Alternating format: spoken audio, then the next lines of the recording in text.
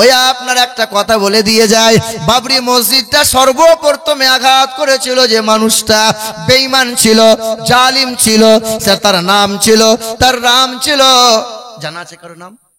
কারো জানা আছে? বাবাজিরা, ভাইরা আমার, এ সোনার টুকরো বন্ধুরা আমার, সুধী মানুষেরা, বলবীর সিং তার নাম বাবরি মসজিদের গম্বুজে উঠেছিল, শাবলে করে প্রথমে ঘা মেরে দিয়েছিল। বাবরি মসজিদ সর্বপ্রথমে আঘাত করা ব্যক্তিটা ওই বলবীর সিং তার নাম ছিল। তার মনে মনে একটা তামান্না ছিল, মুসলিম বিরোধী, কোরআন বিরোধী কাজ করা লাগবে।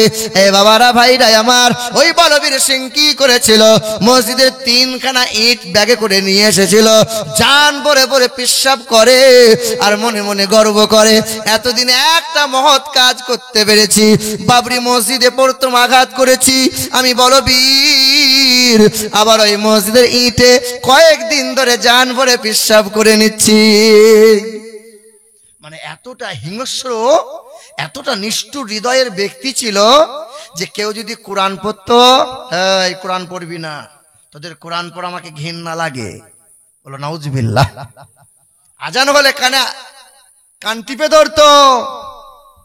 এইরকম ব্যক্তি দাড়িওয়ালা টুপিওয়ালা সহ্য করতো না। নেতাদের পিছনে পিছনে ঘুরে ঘুরে মুসলিম বিরোধী হয়ে গেল, ইসলাম বিদ্বেষী হয়ে গেল। ওই মানুষটা বলবীর সিং, ওই মানুষটা মসজিদে আঘাত করে দেওয়ার পরে, 3টে ইট নিয়ে যাওয়ার পরে কয়েক রাত ওই ইটে পেশাব করে নেয়। আল্লাহর আরশ কেঁপে যায়, আল্লাহ পাক গজব নামিয়ে দেয়। বাড়িতে চলে গেল, বাবার সামনে দাঁড়িয়ে বলল, বাবা আমি আজকে একটা মহৎ কাজ করেছি। কি এমন কাজ করেছো? বাবরি মসজিদ ভেঙেছি, সর্বপ্রথমে আঘাত করেছি, ওই মসজিদের ইটে আমি পেশাব করেছি। এ মুসলমানের ছেলেরা, বাবা কান্না শুরু করে দিল। বাবা বলেছিল, আমি একজন মূর্তি পূজা, তারপরেও মসজিদকে সালাম জানাই, প্রণাম করি, কোরআন আজানকে আমি সম্মান করি। আমার ছেলে হয়ে ওই মসজিদে আঘাত করে এসে বাবার সামনে চোখে চোখ রেখে কথা বলো, লজ্জা নাই, শরম নাই, ঘর থেকে বেরিয়ে যাও। আমি তোমাকে আজকে তেজ্য পুত্র করে দিলাম, বেরিয়ে যাও। সেই দিন বিবির সামনে দাঁড়িয়ে বলেছিল, বিবি তোমাকে আমি কত ভালোবাসি, তুমি আমাকে ভালোবাসো। ও বিবি, আজ এমন একটা কাজ করে এসেছি। সঙ্গে সঙ্গে চেহারা কানা ঘুরিয়ে নিয়েছিল।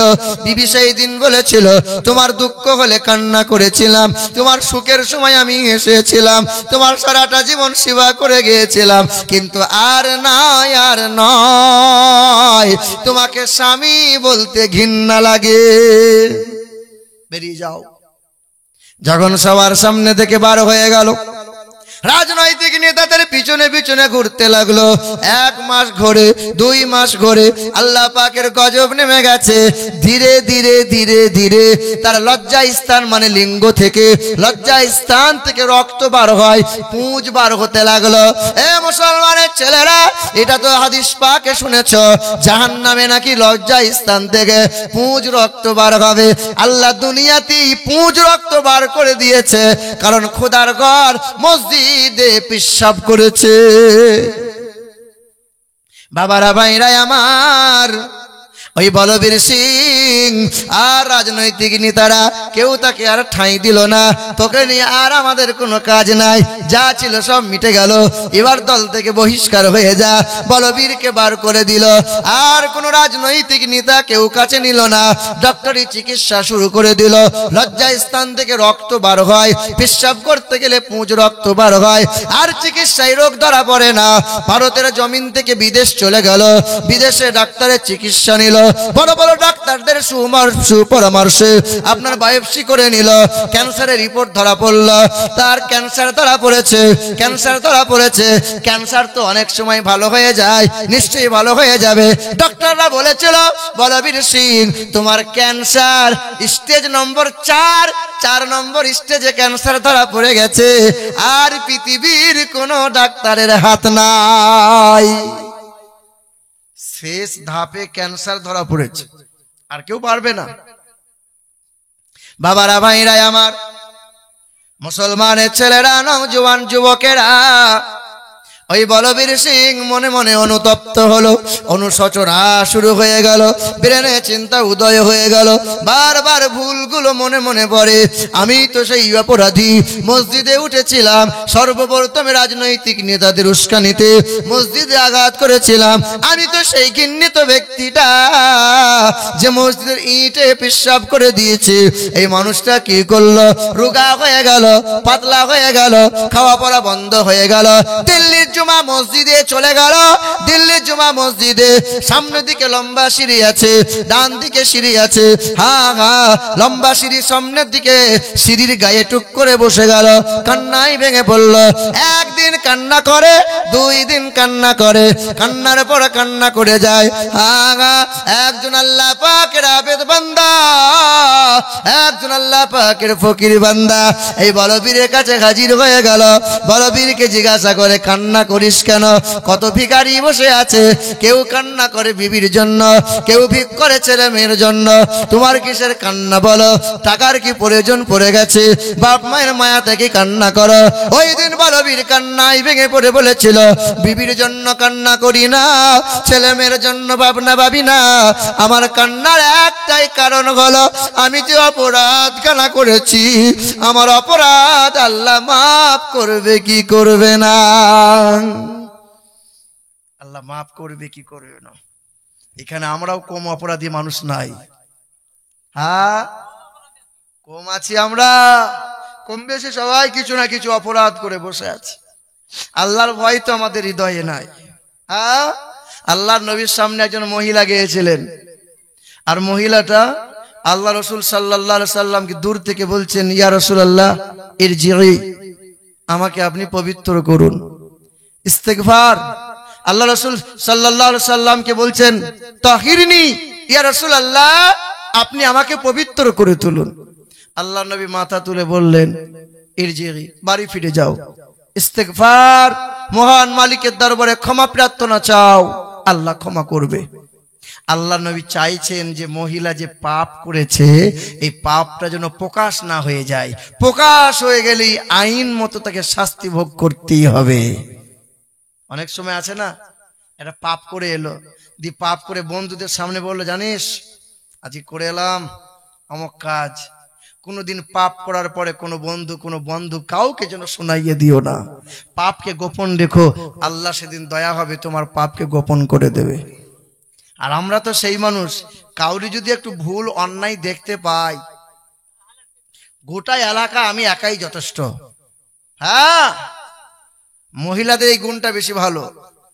মহিলাদের 2-4টে মহিলা যদি এক কাছে জড়ো হয়, তা বলে, জানিস খালা, তুই কাউকে বলিস না, আমি তোকে বলছি অমুকের ছেলে অমুকের বেটির হাত ধরে পালিয়ে গেছে, কাউকে বলিস না।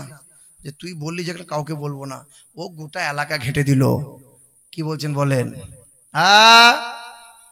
আল্লাহ নবীর সামনে বলছেন, ইয়া রাসূলুল্লাহ, আপনি আমাকে পবিত্র করে তুলুন।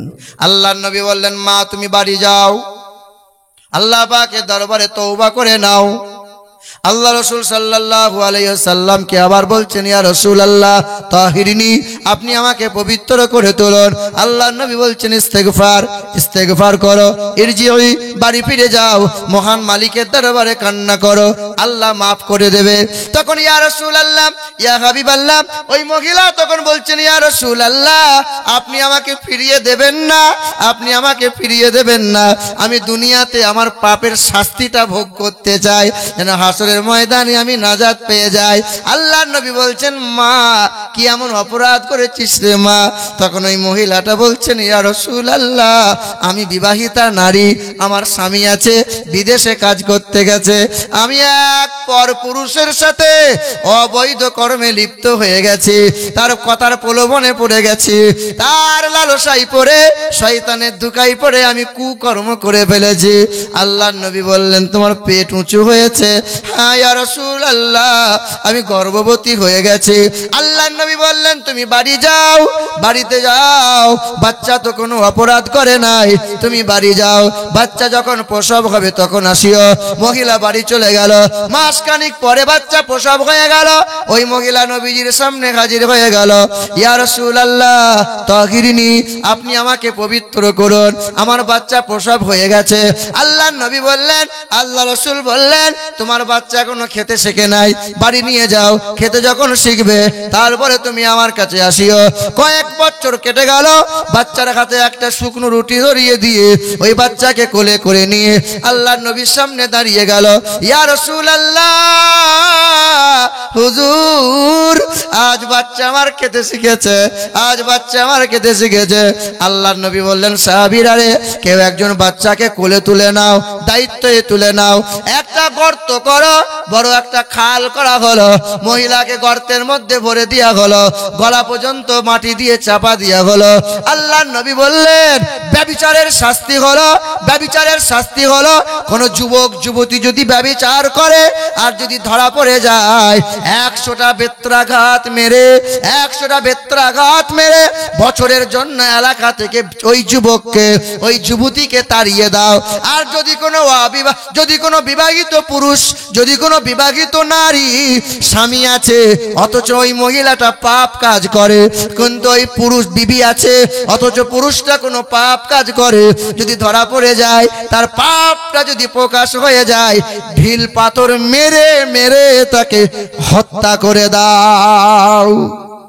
তখন এই মহিলাটাকে গর্তের মধ্যে ভরে দেওয়া হলো, ঢিল পাথর মারা হয়। মারতে মারতে কপালে একটা পাথর লেগেছে, কপালে পাথরটা ছিটকে রক্ত খালিদ রাদিয়াল্লাহু তাআলা আনহুর শরীরে পৌঁছে গেছে। চি চি চি চি চি, একটা নোংরামেই রক্ত আমার গায়ে লেগে গেল। তখন আল্লাহ রাসূল বলেন, এই খালিদ, ছি ছি করিও না। তুমি জানো এই মহিলার শুধু পাপটা ফাঁস হয়ে যাওয়ার কারণে এই শাস্তিটা দুনিয়াতে ভোগ করতে হয়, কিন্তু আল্লাহর দরবারে এত পরিমাণে মাপ চেয়েছে, এত পরিমাণে তওবা করেছে, আল্লাহ ওকে এমন ভাবে ক্ষমা করেছে, ওর ক্ষমাগুলো মদিনার পাপী মানুষদের উপর যদি বিলিয়ে দেওয়া হয় তো সবাই ক্ষমা হয়ে যাবে। বলে সুবহানাল্লাহ। কত অন্যায় করে আছি আমরা, আল্লাহর দরবারে কাঁদিও না, শাস্তির কোনো ভয়ও হয় না। আল্লাহর নবী বলছেন, বিবাহিত পুরুষ নারীকে মারতে মারতে মেরে দাও, তার বেঁচে থাকার তার কোনো অধিকার নাই। আব্বাজান, ভাইজানেরা, ওই দিল্লির জুমা মসজিদে সিঁড়ির গায়ে বসে বসে কান্না করতেছিল বলবীর সিং, আল্লাহ পাকের বুজুর্গ বান্দা। জুম্মা আপনার ওই মসজিদে চলে গেলেন, দিল্লির জামা মসজিদে চলে যাওয়ার পর একটা কোরআন শরীফ নিয়ে এলেন, বললেন, বাবা বলবীর, আজ তুমি গোসল করে নাও, আজ তুমি পাক ও পবিত্র হয়ে যাও। গোসল করে নিল, ও মুসলিম ছিল, পাক পবিত্র হয়ে গেল, কোরআনটা বুকে নিল, কোরআন নিয়ে আল্লাহ পাকের দরবারে হাতটা তুলে বলল, মালিক, তোমার কালাম বুকে নিয়েছি গো আল্লাহ, আমি তোমার কাছে তওবা করি, আমি তোমার কাছে অঙ্গীকার করছি, আল্লাহ তুমি আমাকে মাফ করে দাও।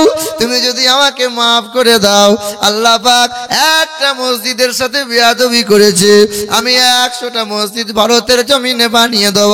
হ্যাঁ, ওই মানুষটা কোরআন বুকে নিয়ে কালেমা লা ইলাহা ইল্লাল্লাহু মুহাম্মাদুর রাসূলুল্লাহ কালেমা পড়ে ঈমান নিয়ে এলো, কোরআনকে চুমা দিয়ে, কোরআনকে বুকে নিয়ে দামি আল্লাহর বান্দা হয়ে গেল।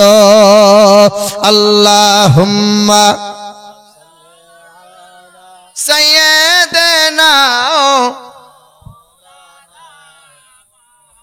ওয়ালা আলি সাইয়্যিদানা। এ বাণী সকলের নয় শুধু মুমিনের, যারাই চলবে মেনে ফল পাবে কোরআনের। এ বাণী সকলের নয় শুধু মুমিনের, যারাই চলবে মেনে ফল পাবে কোরআনের। ঘরে বলো কিবা রাষ্ট্রে বলো, ঘরে বলো কিবা রাষ্ট্রে বলো, অশান্তি দূর করে শান্তি আনে সমাধান। তবে মুরব্বী যারা যাচ্ছেন তারা চলে যান। শেষের বেলায় আমি আপনাদের জন্য একটা ওষুধ এনেছি, হাঁটুতে যাদের যন্ত্রণা হয়, কোমরে যাদের যন্ত্রণা হয়, আছে না নাই? বসতে গেলে উঠতে পারে না, সিজদা করতে পারে না, শেষের বেলায় দেবো একটু নিয়ে যাবেন, পয়সা লাগবে না, বিনা পয়সায়। তবে মহিলাদের জন্য প্রতি জায়গাতে যে ওষুধটা দিই এখানেও দেবো। যাদের বাচ্চা হয় না, 5 বছর 6 বছর 10 বছর 12 বছর 20 বছর হয়ে গেল, বাচ্চা হয় না, এ ডাক্তার বাড়ি ছুটে বেড়াচ্ছে, পীরের দরবারে যাচ্ছে, তবু হয় না, ইনশাল্লাহ দেবো, একটু ধৈর্য ধরেন। কার কার হয় ব্যথা, কার কার হয় যন্ত্রণা? আপনার হয়? মাজাই হয়? আচ্ছা, মাশাআল্লাহ মাশাআল্লাহ। না, মা বোনদেরকেও দেবো, অসুবিধা নেই, একটা পুরুষ একটা মহিলা, একটা পুরুষ একটা মহিলা, এইভাবেই দেবো। বাবাজিরা, ভাইরা আমার, কোরআন হিন্দুরা ছুঁইতে পারবে কি পারবে না? পড়তে পারবে কি পারবে না? কোরআন হিন্দুরা পড়তে পারবে কি পারবে না? পারবে। লা ইয়ামাসসুহু ইল্লাল মুতাহহারুন, আপনিও কোরআন ছুঁইতে পারেন না, অপবিত্র অবস্থায় কেউ কোরআন ছোঁয়া যাবে না, কেউ পারবে না। এ বাণী সকলের নয়, শুধু মুমিনের, যারাই চলবে মেনে ফল পাবে কোরআনের। এ বাণী সকলের নয়, শুধু মুমিনের, যারাই চলবে মেনে ফল পাবে কোরআনের।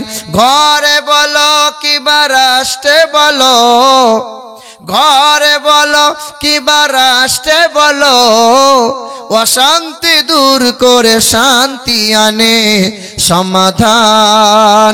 সমাধান চাও যদি জীবনে মরণে, ফিরে যাও খুঁজে নাও, চোখ রাখো কোরআনে। যাহার পরশ পেয়ে পাথর হলো সোনা, সন্দেহ ভুল নাই তাহার কি ঠিকানা। যাহার পরশ পেয়ে পাথর হলো সোনা, সন্দেহ ভুল নাই তাহার কি ঠিকানা। এ যে এক বিপ্লব, পিছে ফেলে যত সব, এগিয়ে চলে সে অগর পানে। সমাধান সমাধান চাও যদি জীবনে মরণে, ফিরে যাও খুঁজে নাও, চোখ রাখো কোরআনে। বলো সুবহানাল্লাহ। এ মুসলমানের ছেলেরা, এ নওজোয়ান যুবকেরা, ওই কোরআন পড়ো যে কোরআনে আল্লাহ পাক 30টা পারা দিয়েছেন, ওই কোরআনে 540টা রুকু আছে, ওই কোরআনে 114টা সূরা আছে, ওই কোরআনে 14টা সিজদা আছে, ওই কোরআনে কম বেশি 6666টা আয়াত আছে, ওই কোরআনে 86430টা বাক্য আছে, ওই কোরআনে 3,23,671টা অক্ষর আছে। ওই কোরআন পড়ো যে কোরআনে 39টা বিষয় নিয়ে বর্ণনা করা হয়েছে, এক একটা বিষয়ের মধ্যে অনেক অনেক আল্লাহ ঘটনা বর্ণনা করে দিয়েছেন। ওই কোরআনে 25টা নবীর গুণগান করা হয়েছে। মূসা নবীর নাম, ঈসা নবীর নাম, तमाम নবী পয়গম্বর আলাইহিস সালাতু ওয়াস সালামদের নাম, তবে সবচেয়ে বেশি যিনার নামের গুণগান করা হয়েছে তিনি হলেন আমার আপনার নবী, দু জাহানের বাদশা জনাবে মুহাম্মদুর রাসূলুল্লাহ। নবীর নাম শুধু কোরআনই, কবির কাব্যে আছে, বৈজ্ঞানিকের বিজ্ঞানে আছে, ঐতিহাসিকের ইতিহাসে আছে, ভৌগোলিকের ভূগোলে আছে, বিজ্ঞানের বিজ্ঞান পাওয়া যাবে, সব জায়গায় দেখতে পাবে নবী নবী নবীর প্রশংসা। বাইবেল বলো, জান্দাবাস্তা, ত্রিপিটক, রামায়ণ বলো, মহাভারত বলো, যজুর্বেদ, ঋগ্বেদ, সামবেদ, অথর্ববেদ, तमाम ধর্মগ্রন্থ তুমি নজর করে করে দেখো, নবী নবী ছাড়া কোনো ধর্মগ্রন্থ নাই। আমরা কেন এত নবী নবী করি? কেন এত নবী নবী করি? আল্লাহ সর্বদাই নবী নবী করে, तमाम ফেরেশতারা নবী নবী করে, হুর গেলে মান্ডা নবী নবী করে, জান্নাতের পাতাগুলো নবী নবী করে, জান্নাতের রমণীরা নবী নবী করে, तमाम নবী পয়গম্বরেরা নবী নবী করে। হযরত আবু বকর সারা জীবন নবী নবী করেছে, ওমর ফারুক নবী নবী করেছে, উসমান গানি নবী নবী করেছে, মাওলা আলী নবী নবী করেছে, হযরত তালহা নবী নবী করেছে, আবু হুরায়রা নবী নবী করেছে, হযরত আবু আব্দুর রহমান বিন আউফ নবী নবী করেছে, সাদ ইবনে আবি আক্কাস নবী নবী করেছে, হযরত আব্দুল্লাহ বিন হুযাইফা নবী করেছে, হযরত বেলাল নবী করেছে, ইমাম হাসান নবী করেছে, ইমাম হুসাইন আলাইহিস সালাতু ওয়াস সালাম নবী করেছে।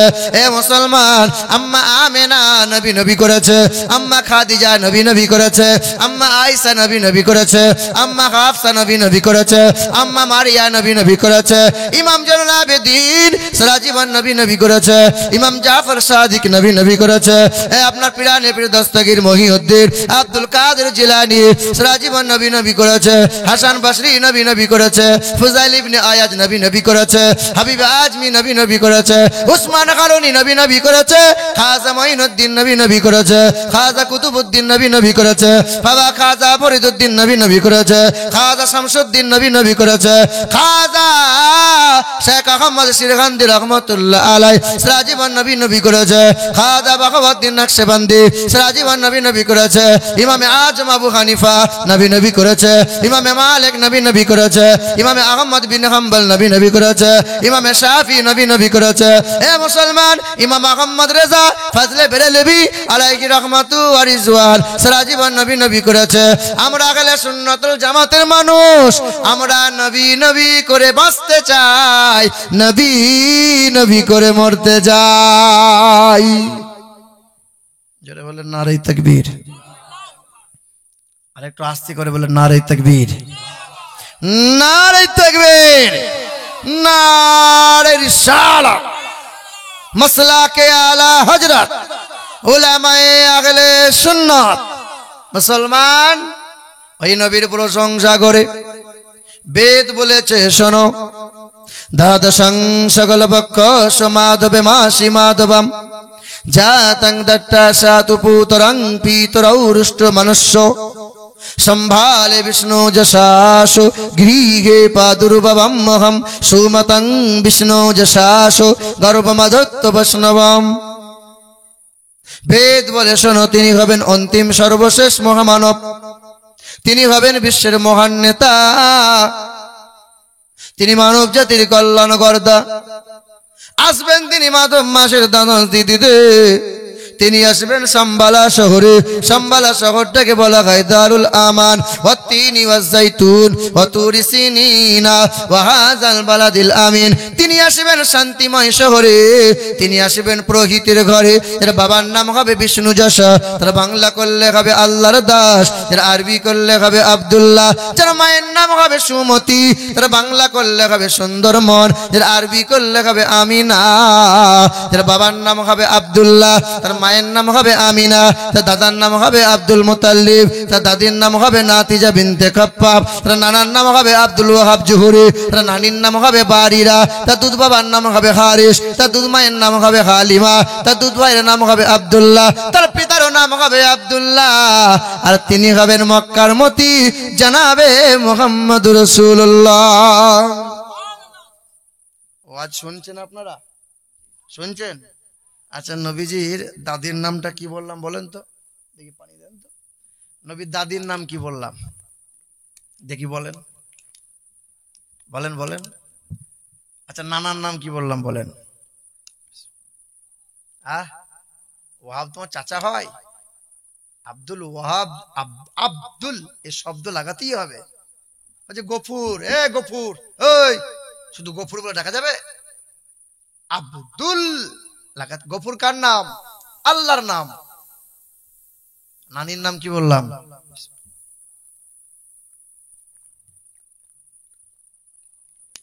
কি নাম? বাবাজিরা, ভাইরা আমার, ভুলে যাবেন না, বেদ বলে দিয়েছে শোনো, দ্বাদশং সকল পক্ষ মাধবে মাসি মাধবম জাতং দট্টা সাতু পুতরং পিতরৌষ্ট মনুষ্য সম্ভালে বিষ্ণু যশাসো গৃহে পাদুর্ভবম মহম সুমতং বিষ্ণু যশাসো গর্ভমদত্ত বৈষ্ণবম।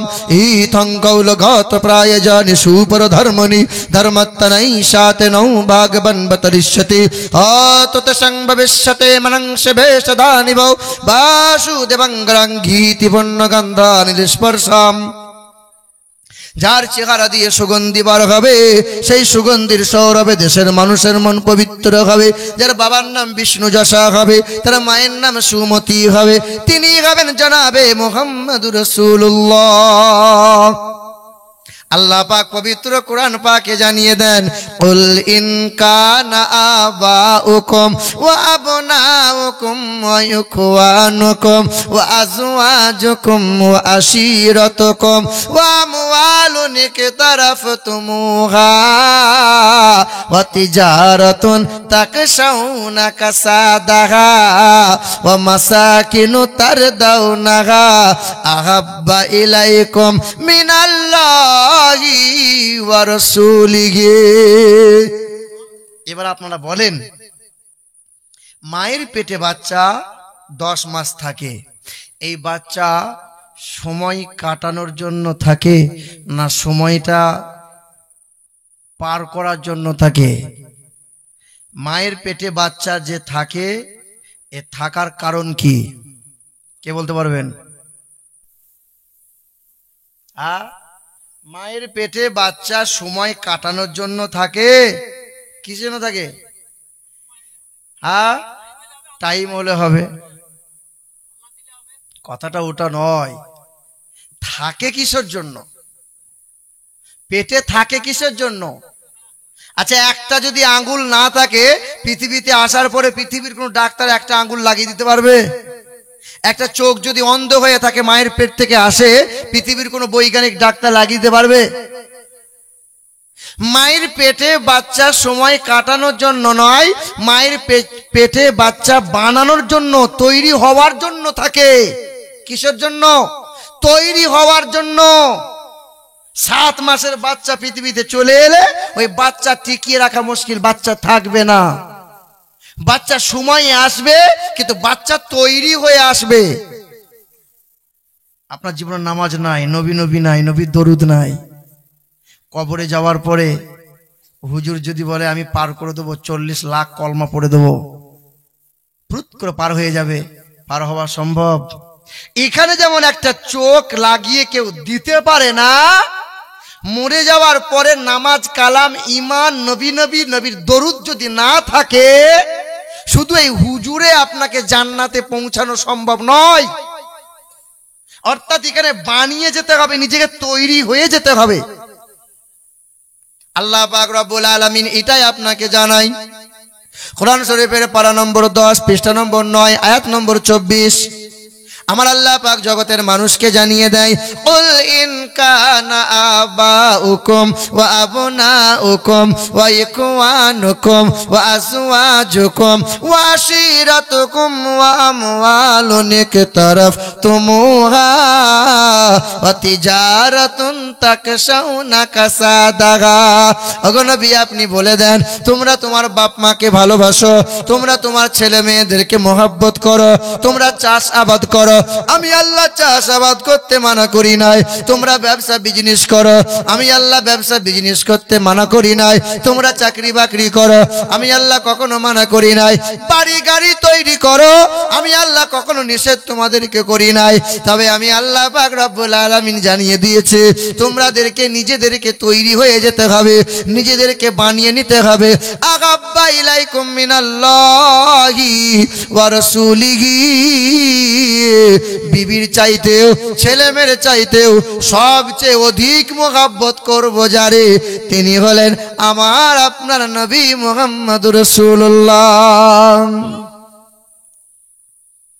এটা যদি ফাংশন হতো না, দেখতেন লোকের জায়গা পাওয়া যেত না। কত মুরব্বী লোক সন্ধ্যা থেকে তালাই বিছিয়ে বসে রাখতো, আর সামনে একটা ন্যাংটা মেয়ের নাচ হতো, আর বাদাম চিবানো, দারুণ হচ্ছে বাবু, কেমন দিচ্ছে বাবু, হ্যাঁ না? ফাংশন হলে। কিন্তু এই জায়গায় সবাই বসতে পারবে না। তবে আপনাদের এলাকার লোক তো খুব চালাক। ও নগদে কারবার ভালোবাসে, ও ধারে কারবার করবে না। হ্যাঁ, চালাক লোক তো। মমতা একবার ডাক দিয়েছে, এসো কলকাতায় ধর্মতলায় সভাতে এসো। তা আপনাদের জলঙ্গি এলাকার লোক সব দলে দলে ট্রেন ফ্রি পেয়ে গেছে, কলকাতা দেখে আসি, কাজ নাই এখন। কলকাতায় গিয়ে বড় বড় সব বাড়ি, বুঝলেন, 40 তলা 50 তলা বাড়ি দেখে অবাক। তাই মনে মনে চিন্তা করছে গ্রামে যখন যাব না, লোকের কাছে ডায়লগ দেবো, এই 40 তলা বাড়ি দেখে এলাম।